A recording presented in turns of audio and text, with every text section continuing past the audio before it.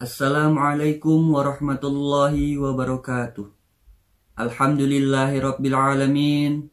Wassalatu wassalamu ala nabiyyinal karim wa ala alihi wa sahbihi wa zurriyyatihi wa qarabatihi wa ahli baitihi ajma'in, amma ba'd. Alhamdulillahi rabbil alamin. Tak terasa kita telah memasuki puasa Ramadan di hari yang ke-6. Semoga puasa kita, amalan ibadah kita selama di bulan Ramadan diterima oleh Allah Subhanahu wa Ta'ala.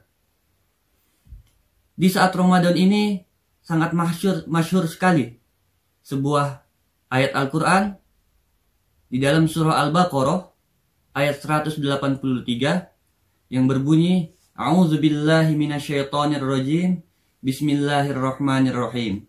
Ya ayyuhalladzina amanu kutiba alaikumus shiyam kama kutiba alal ladzina min qablikum la'allakum tattaqun.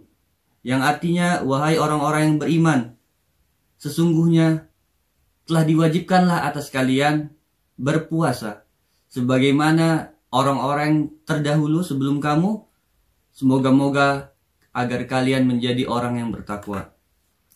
Lalu menjadi sebuah pertanyaan besar kepada kita.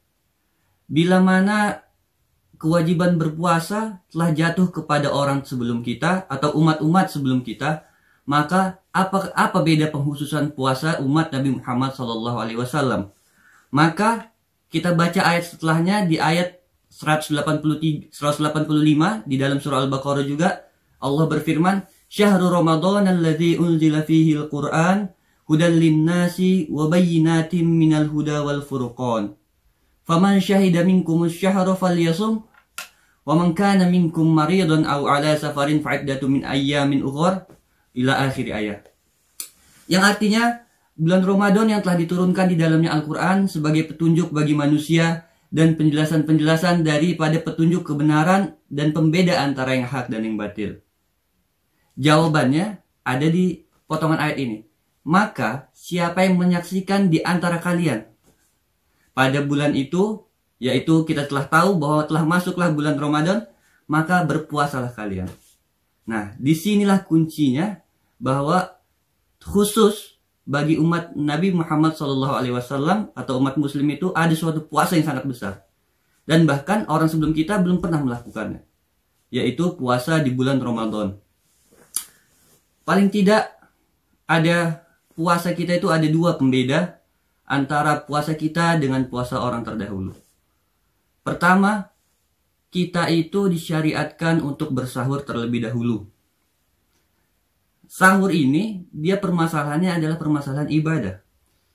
Bukan masalah, saya kuat, saya tidak perlu sahur. Tidak, tapi itu adalah pembeda. Karena di dalam satu hadis, ada juga sabda Nabi SAW, sesungguhnya pembeda antara puasa kita dengan puasa ahli kitab ialah di saat sahur. Karena mereka berpuasa dengan tidak melakukan sahur terlebih dahulu. Dan yang kedua ialah penghususan pada bulan Ramadan ini.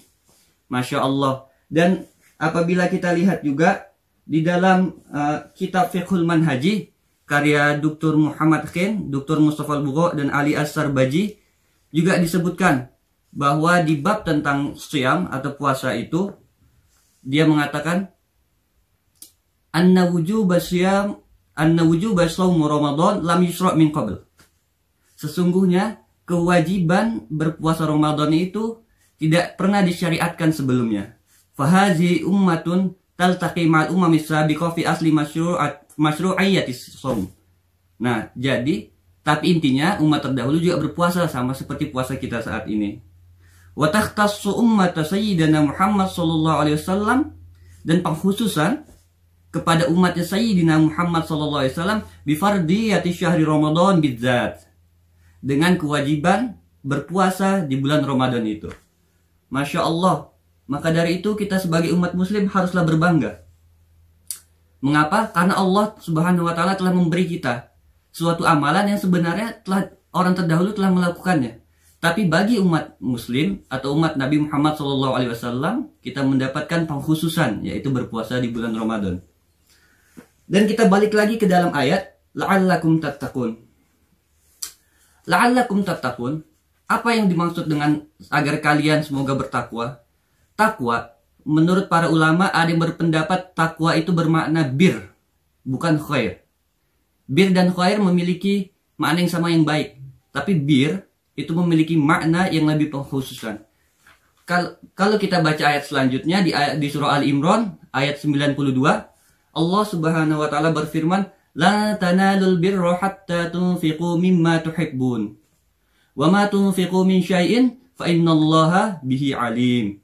Yang artinya, tidak akan kalian meraih pahala atau kebaikan sehingga kalian menginfakkan dari harta apa yang kalian sukai.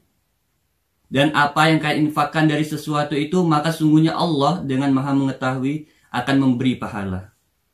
Nah, di sini dia intinya. Bahwa untuk menuju ke takwa tersebut, dibutuhkan juga bir yang kita dapatkan dengan cara menginfakkan harta yang kita senangi untuk orang lain. Ketika kita berinfak dengan sesuatu yang kita punya dan banyak, itu seperti biasa.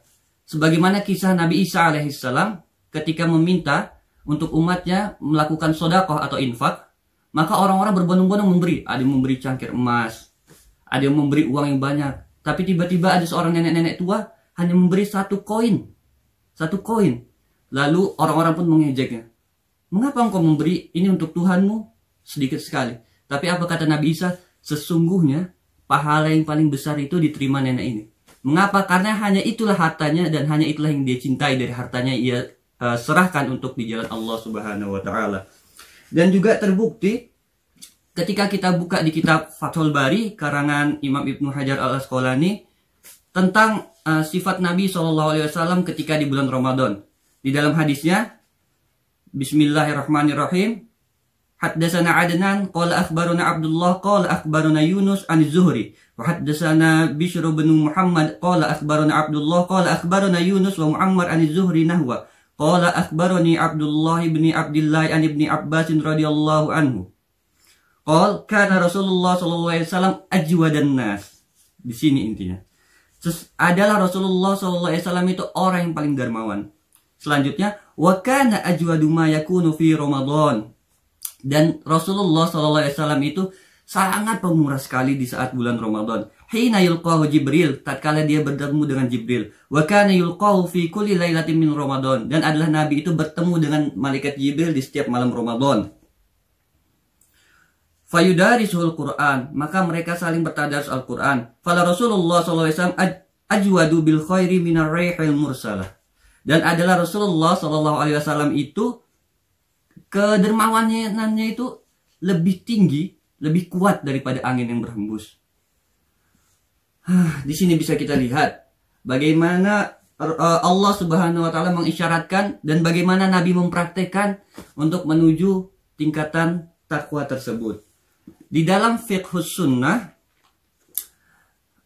ada sebuah hadis dari Nabi SAW. An Abi Hurairah anna Nabiy sallallahu alaihi wasallam lamma hadara Ramadan, bahwasanya Nabi sallallahu alaihi wasallam itu tatkala tiba waktu Ramadan, Nabi bersabda, "Qad ja'akum syahrun mubarak." Telah datang kepadamu bulan yang suci, bulan yang berkah. Iftaradallahu alaikum siyama. Telah Allah wajibkan atas kalian itu untuk berpuasa. Tuftahu fihi abwabul jannah. Dibuka di saat itu, di saat Ramadan itu, pintu surga. Wa tughlaqu fihi abwabul jahim. Dan telah ditutuplah pintu neraka. Wa tughallu fihi syayatin. Dan telah dibelenggulah syaitan-syaitan. Fihi lailatun khairum min alfi syahrin. Di dalamnya itu terdapat sebuah malam yang lebih baik daripada 1000 bulan. Man hurima khairaha faqad muhram. Barang siapa yang terlewat daripadanya, maka ia tidak mendapat apa-apa. Maka sahabat pendengar, sahabat pecinta PMDU yang dirahmati oleh Allah Subhanahu wa taala, begitulah kemuliaan bulan Ramadan ini bagi umat Nabi Muhammad SAW. Semoga dengan berjalannya bulan Ramadan ini, walaupun dengan zuruf istisnaiyah atau keadaan yang seperti sekarang ini, tidak akan menggoyahkan iman kita, tidak akan melunturkan niat baik kita, tidak akan menghapuskan nilai-nilai sedekah, nilai-nilai kebaikan, nilai-nilai kedermawanan kita kepada orang lain. Dan semoga Allah Subhanahu wa Ta'ala memberikan kita derajat takwa tersebut. Insya Allah Ramadan untuk orang beriman untuk menuju derajat takwa. Mungkin hanya sekian. Insya Allah kita berjumpa lagi di lain kesempatan. Wabillahi taufiq wal hidayah. Wassalamualaikum warahmatullahi wabarakatuh.